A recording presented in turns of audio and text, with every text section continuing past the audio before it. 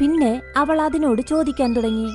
അവൾ ആ മന്ത്രം ആപ്പിളിന് നേരെ നോക്കി പറഞ്ഞ ഉടനെ ആ മാന്ത്രിക ആപ്പിൾ അവളോട് സംസാരിക്കാനും തുടങ്ങി.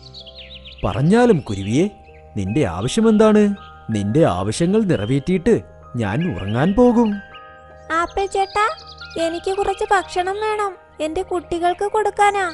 ഒരുപാട് നാളായി അവർ കഴിച്ചിട്ട്. നിങ്ങളുടെ ആഗ്രഹം നിറവേറട്ടെ. ഇപ്പോൾ തന്നെ ഭക്ഷണം തരാം. അപ്പോൾ ആ മാന്ത്രിക ആപ്പിൾ ഒരുപാട് ഭക്ഷണം ബോണിക്കുരുവിയുടെ മുമ്പിൽ എത്തിച്ചു. ആഹാ, നിങ്ങൾ അത്ഭുതം തന്നെ. മാന്ത്രിക ശക്തി ഫലിക്കുന്നുണ്ട്.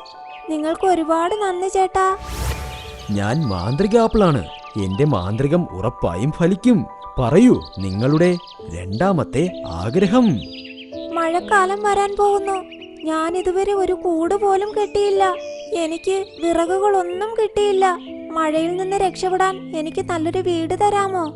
ആ മാന്ത്രിക ആപ്പിൾ ബോണിക്കുരുവിക്ക് വേണ്ടി അവിടെ ഒരു കൂടും വരുത്തി. നിങ്ങൾ വളരെ നല്ലവൻ ആപ്പിൾ ചേട്ടാ. ശരി, നിങ്ങൾ ഉറങ്ങിക്കോളൂ. എന്റെ ആഗ്രഹങ്ങൾ തീർന്നു.